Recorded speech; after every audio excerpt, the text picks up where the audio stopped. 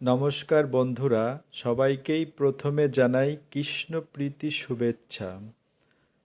তো দোলখোলা শ্রী শ্রী শীতলা মাতা ঠাকুরানীর মন্দির আঙিনা দোলখোলায় কীর্তন শুরু হয়েছে 12ই জানুয়ারি, মানে রাত্রির যে ভোর অর্থাৎ 13ই জানুয়ারি ব্রহ্ম মুহূর্ত থেকে 18ই জানুয়ারি শনিবার সূর্যোদয় পর্যন্ত। সূর্যোদয় শেষে ব্রাহ্ম মুহূর্তে নাম সমাপন, কুঞ্জভঙ্গ, নগর পরিক্রমা, মধ্যাহ্নে মহাপ্রভুর ভোগরাগ ও দুপুর 3 ঘটিকায় মহাপ্রসাদ বিতরণ। তো আজকেই লাস্ট মহোৎসব।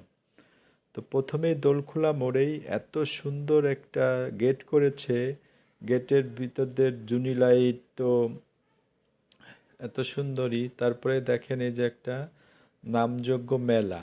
মেলা এখানে বাচ্চাদের রাইড বলতে নৌকা, দেখেন নৌকা, তারপরে ওই যে একটা লাফালাফি করে, তারপরে এই পাশে একটা ট্রেন, ড্রাগনের মতো করে ট্রেন, তারপরে এখানে পূজার যত সামগ্রী আছে, ছোট গোপাল থেকে বড় গোপাল, আর রাধাকৃষ্ণ, শিব, আপনার এদের দেখেন পান, এত সুন্দর করে পান সাজায় রাখছে, আসলে দেখলে পরেই মন আসলে ভরে যায়।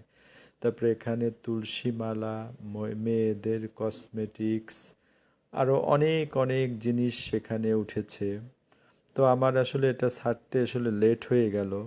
তো আমরা গিয়েছিলাম, প্রত্যেক দিন কীর্তনেই আমরা গিয়েছি। এখানে দেখেন বাচ্চাদের কত খেলনা। তো এখানে দেখেন এই যে হাতি, ঘোড়া, বেলুন, এটা গ্যাস বেলুন, ছেড়ে দিলে উপরে চলে যায়। তারপরে এটা একটা সোন পাপড়, মানে মুখে দিলে পরে মুখ লাল হয়ে যায়। তো জুনি লাইট দেখেন, এত সুন্দর লাইটিং, দোলখোলা গেট মোড় থেকে মন্দির পর্যন্ত এত সুন্দর লাইটিং দিয়ে সাজিয়েছে, আসলে দেখলে মনোমুগ্ধকর। তারপরে এখানে যে আমরা কীর্তন শুনতেছি বসে বসে, ওদের বাসার লোকজন অবশ্য আগে গিয়েছিল, আমি পরে গিয়েছিলাম। এই যে দেখেন সবাই, আমার 2টা বাবু, বাসার লোক সবাই কীর্তন শুনতেছি। সবাই এত সুন্দর কীর্তন, এক নাম। আসলে এখানে আসলে পরে মনটা ভরে যায়। আসলে কিছুক্ষণ এখানে কীর্তন শেষ শুনছি। কীর্তন আসলে সবারই ভালো লাগে। এটা হরে কৃষ্ণ, হরে কৃষ্ণ, কৃষ্ণ কৃষ্ণ হরে হরে, হরে রাম হরে রাম, রাম রাম হরে হরে। আসলে এখানে কীর্তন আসলে সবারই ভালো লাগে, কীর্তন শুনতে সবারই খুব ভালো লাগে। এই যে কীর্তন শেষ করে আমরা একটু ভিতরে গিয়েছিলাম। ভিতরে দেখেন এখানে প্রসাদ বসে খাওয়ার ব্যবস্থা আছে।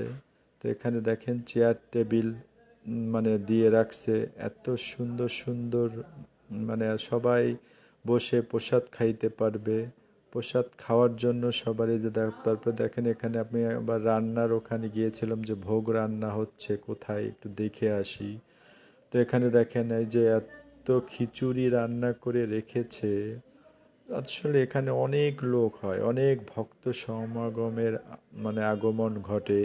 আসলে ভক্ত সমাগমনে মানে যেখানে অনেক ভক্ত সমাগম হয় সেখানে আসলে বৃন্দাবন ধাম তৈরি হয়।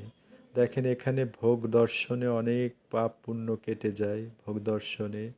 তো এখানে দেখেন এত পরিমাণে সবাই খিচুড়ি রান্না করে রেখেছে। আর লোকজন এখানে আপনার বসেও খেতে পারবেন, আবার আপনার প্রসাদ নিয়ে যাওয়ারও ব্যবস্থা আছে। তো দেখেন এখানে প্রসাদে এই যে সবাই, অনেকে এখানে প্রসাদ খায়ও, আবার অনেকে বাসার জন্য প্রসাদ নিয়ে যায়। আর প্রসাদটা মন্দিরের প্রসাদ, বা মন্দিরের আপনি ঘরেও ঠাকুরকে একটু ভোগ দিয়ে দেখেন, বাসার রান্না থেকে ওইটার স্বাদ আসলে অনেক টেস্টি হয়। অনেক, এত এসবই আসলে ভোগে মানে ঠাকুরের আশীর্বাদ, কিছুটা হলেও আশীর্বাদ তো থাকেই।